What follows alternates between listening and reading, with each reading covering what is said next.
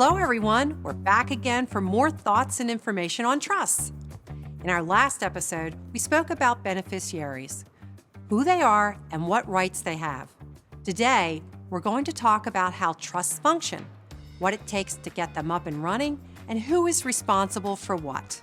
To start, let's talk about the process of getting a trust up and running after drafting is complete and the trustee has agreed the trust is acceptable for administration. A professional trustee will have an onboarding process in order to begin the administration of the trust. We'll ask for identifying information for all interested parties named in the trust. They'll perform verification and background checks on all parties. The trustee will also ask what the source of funding is for the trust. The source of funding can be an inheritance, personal wealth, the sale of a business, or any other funding from the grantor. All information will be verified before the trustee signs the trust document. After the onboarding process is complete, the trustee may send correspondence summarizing the relationship. Throughout the onboarding process, they'll continue to keep everyone informed of the progress and completion of the trust acceptance. There are times after the trust has been accepted that there's very little activity in the trust. However, if the trust is written to provide distributions to beneficiaries, the gathering of information to complete the distributions would begin. If net income needs to be distributed, the beneficiary and trustee will agree on a distribution schedule. Depending on the level of income being distributed and the terms of the trust, this can be monthly, quarterly, or annually. If the beneficiary is eligible to request distributions of income and principal, and they wish to receive discretionary distributions, they'll communicate their needs to the trustee, and the process of approving a distribution will begin. Trustees all have their own procedures, but usually the process starts with an email from the beneficiary. For example, the beneficiary needs support for their education, and the trust terms allow for distributions for this.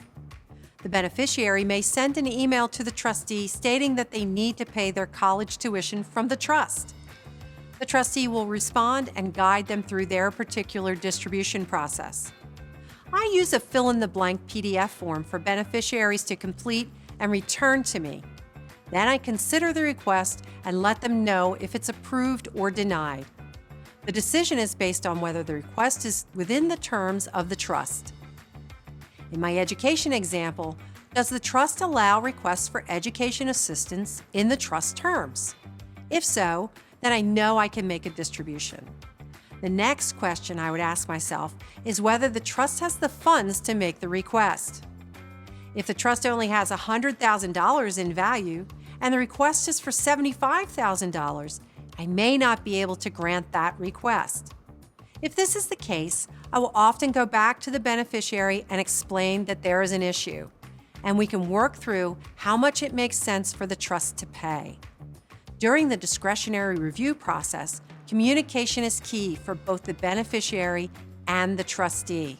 The trustee may also be responsible for managing the investments of the trust. Banks and trust companies may have in-house investment management. The trust administration team will interact with the investment team on the best strategy to manage the investment portfolio based on the goals and purpose of the trust. In Delaware, we are often directed for investments. That means that the trustee will not be involved in the investment process, but will be directed by the named investment direction advisor to work with a firm on investing a marketable securities portfolio. A directed trustee may also be directed to hold assets that are not marketable securities, for example, an LLC or limited partnership. In the case of those two assets, there will be a manager of the LLC and a general partner of a limited partnership, and they will manage the assets of those entities. A trust can be a taxable entity. Some trusts have to file tax returns, and the trustee is generally responsible for seeing to the preparation and filing. So to set up an example, tax season starts in January and should end in April unless the tax return goes on extension, which is often the case. In January, the trustee will discuss tax preparation with the tax preparer, Once all the documents are gathered to prepare the taxes, the tax preparer will send them for review by the trustee. After the trustee reviews the tax return, they will file it and ensure that it is filed on time, as well as pay any taxes due on time. It is important for the grantor or other parties to provide the trustee with any tax information regarding the trust investments as soon as it is received by them. There are other activities that go on throughout trust administration. They include ensuring all funds that are due to the trust are collected in a timely manner. That means the trustee must be aware of all assets held by the trust in order to ensure that funds owed to the trust are collected.